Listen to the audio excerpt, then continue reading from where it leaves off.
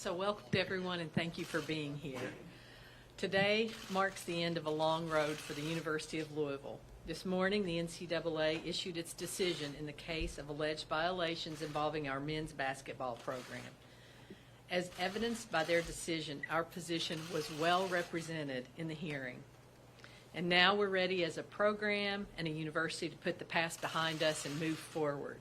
We have a new coach, a new athletic director, and a new team that's ready to make the Cardinal Nation proud on and off the court.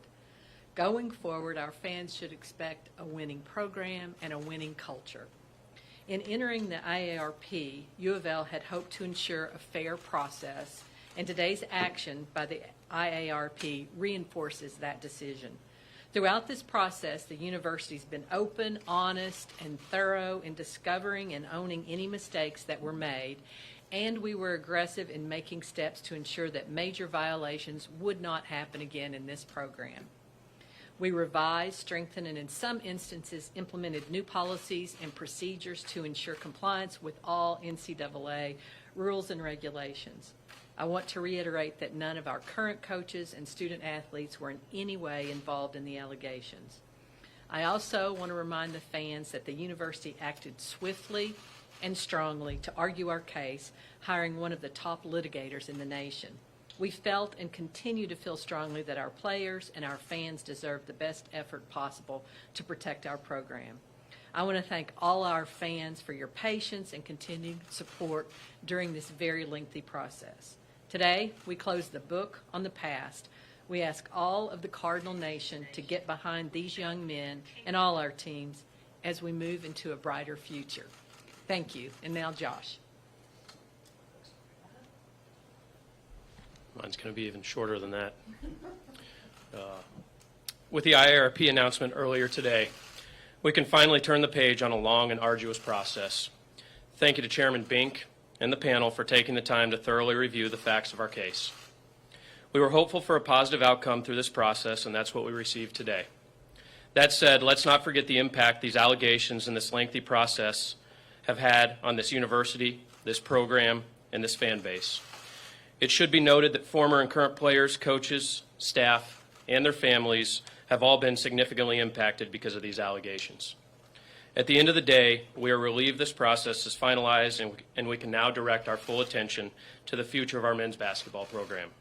For our university, the Louisville community, and our loyal and passionate fans, today marks the beginning of a new chapter. With that, I'll take questions.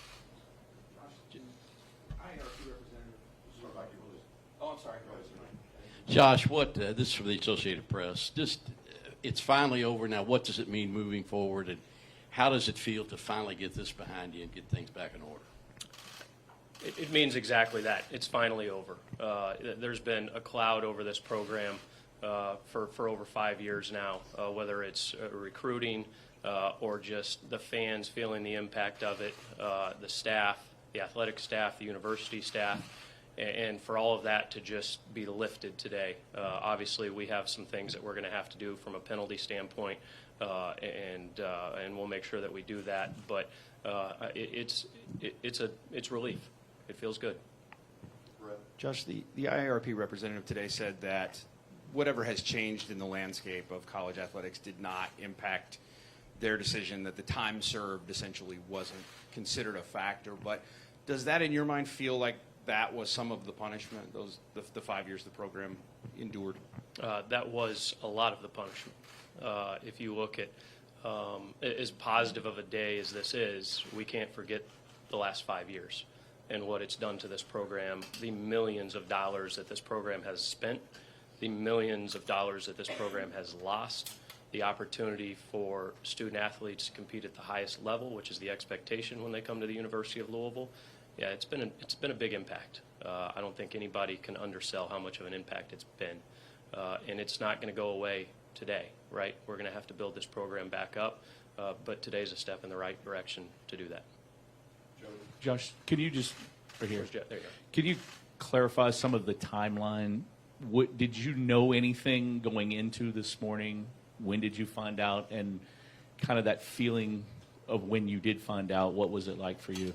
No. contrary to a lot of the text messages that I sent to some folks in this room, I was telling everybody the truth. I had no idea.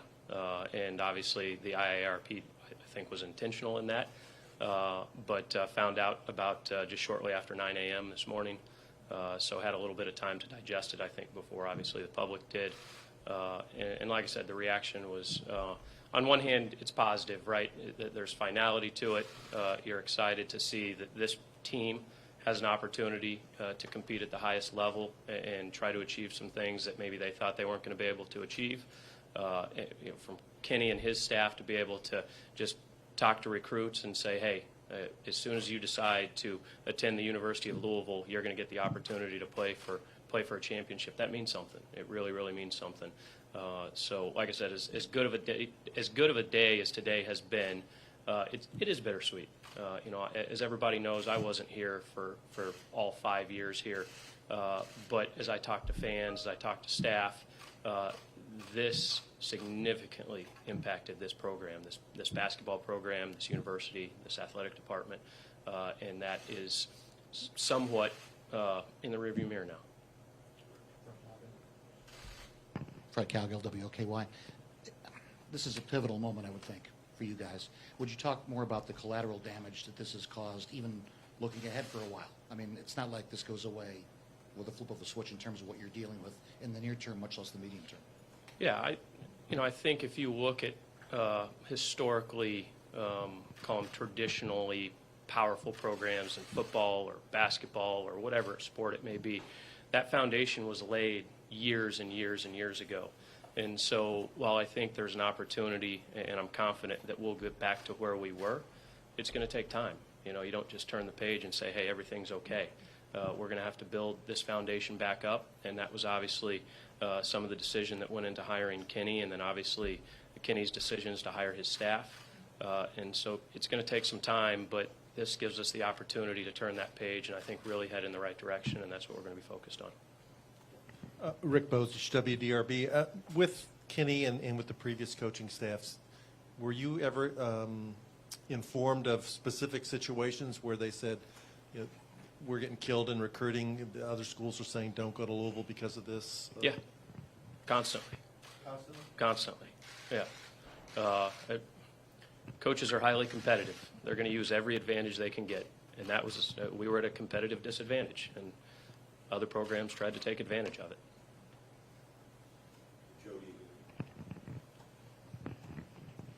Josh, I think you were part of this. It's been 5 years. When they decided to go to the IARP, can you just kind of speak on that decision and maybe looking back now how it was the right decision, even though it took a lot longer maybe? Yeah, ultimately it was referred there from the NCAA. Obviously, that was the route we wanted it to go. And I think the biggest thing that it did was create the opportunity for an objective group of people to hear all of the facts.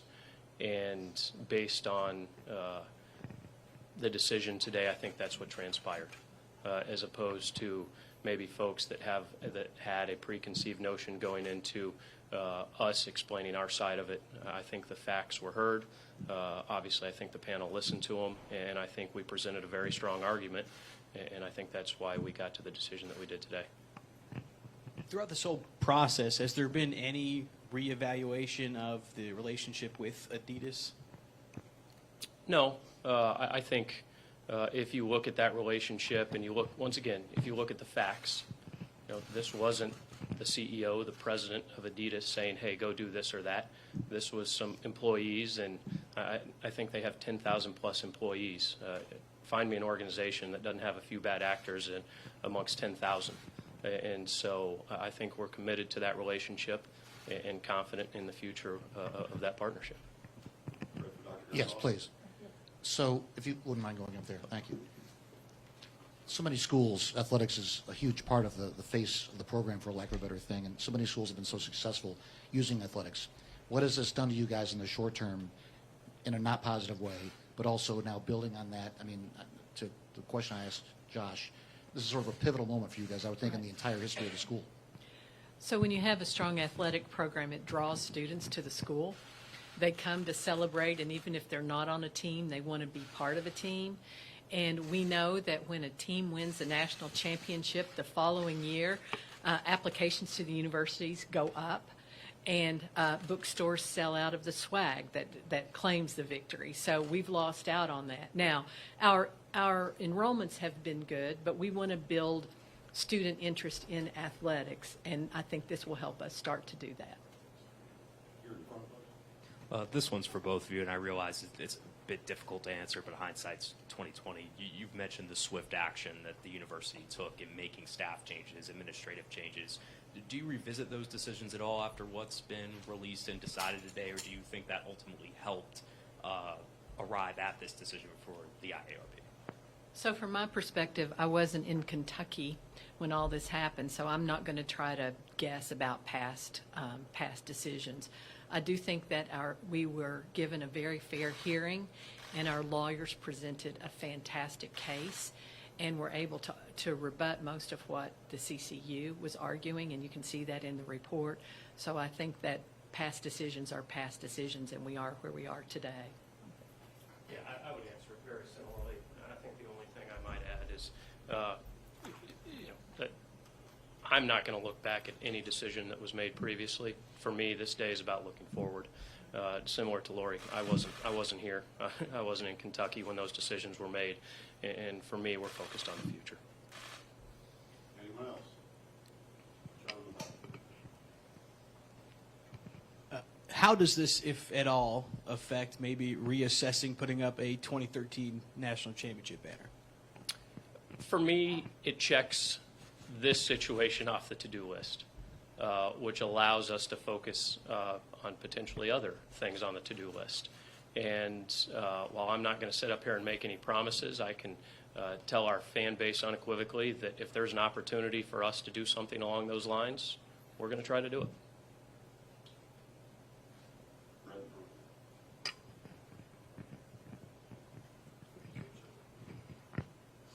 Josh, you mentioned last week the repeat offender status. You didn't know how it might impact this case, and so the momentum seemed to be going in favor of not punishing current student athletes for previous transgressions. But I wonder, how concerned were you in these weeks leading up when you knew it was coming soon that you might have a different result than, say, NC State or Memphis had?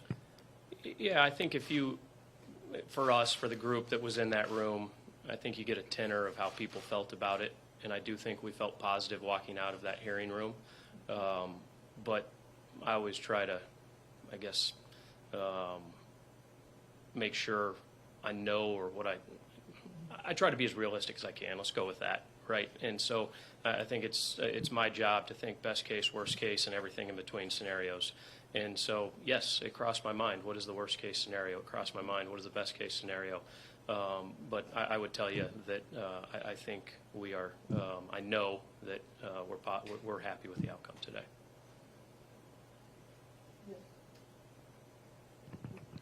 You mentioned the toll it's taken on the program. Obviously, attendance has fallen off. Winning helps cure that, and the new coaching staff. Will it require a marketing campaign or a letter writing campaign to fans, or a pep session or something to try and get people more back on board? It's everything, right? It's if you're a University of Louisville fan and you don't feel better after today, after this morning, then I'm not sure you're a fan. So I think that's the beginning. And then how do we continue, as I've constantly said to our staff, as I've said to you guys, we just have to stack one good day on top of another. And I think that's happening. That's happening with football right now. And so how do we make sure that it happens with basketball? So it's not just wins and losses. Winning cures a lot. We all know that. The folks in Knoxville can tell you that right now. But we have the tradition from a basketball standpoint to be one of the elite programs year in and year out in this country. And that's our expectation. That's our fans' expectation. And that's what we're going to try to achieve. Somewhat related, a lot of fans are excited, obviously, about this, and one of their first thoughts is, what about the banner?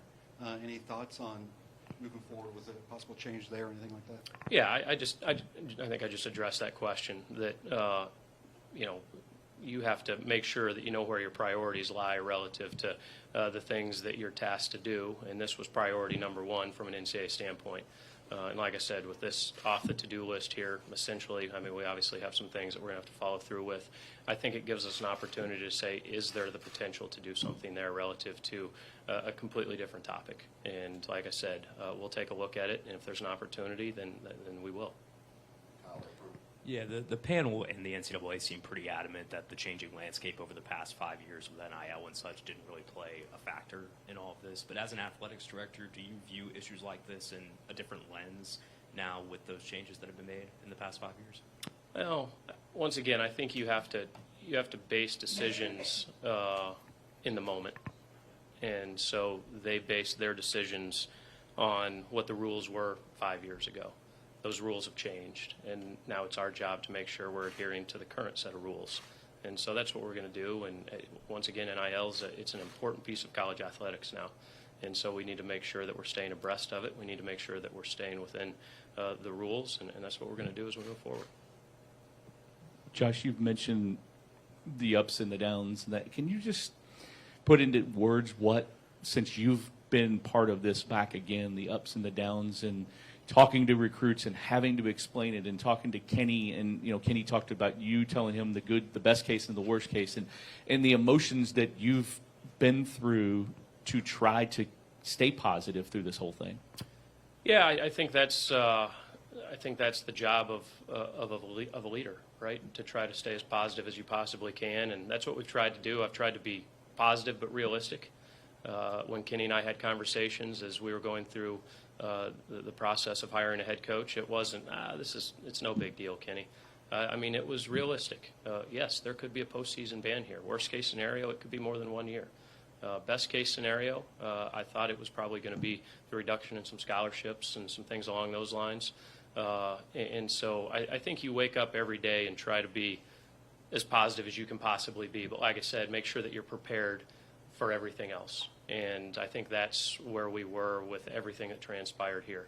I think we stuck to the facts of the case. I think we presented them effectively. I think our outside counsel, our counsel that worked for the university, I think they did a terrific, terrific job. Like I said, we walked out of that room feeling optimistic, but once again, we needed to be prepared for everything in between, and that's where we're at right now. Fred and Brett, we may have time for one more. What would be the criteria to raise the banner again, and is the title not vacated? How does that work? Those are conversations I need to have with the NCAA. Yeah, this isn't just as simple as rolling down to the arena tonight. Yeah. But look, in all seriousness, 2013 was an extremely, extremely important year to this program. And I think everybody knows what happened during March and the first week of April in 2013. And so while that's never going to be taken away from our fans, from our student athletes that played in that game, to recognize them is important to me. And if there's an avenue to get that done, then that's what we're going to try to do. Josh, to that end, that was a different NCAA case than the one that was ruled on today. And I wonder if there are any new mechanisms in place or anything you can speak to since you've become athletic director that make you confident that you guys are past this, that this won't be an issue going forward. Yeah, in the NCAA or the IARP, they mentioned that in their brief. I don't know if 220 pages is called a brief, but they do mention all the mechanisms that were enacted, and a majority of this was before I was in this seat. We've got our compliance department that doesn't report to the athletic director. We've got regularly scheduled meetings with each of our various teams. Rules education, you just go right on down the list. And like I said, they literally outlined them in that brief there. And the other piece of it for me is just making sure that every day everybody's showing up to work and doing the right thing. And we have to stay on top of that. Once again, it goes back to, you have X amount of employees, you're bound to have somebody who says, let's do it this way or that way, and we have to say that we're going to do it this way all the time. Last call. Anyone else? Thank you so much. Thank you so much for being here. We know where it's at. Thanks, guys.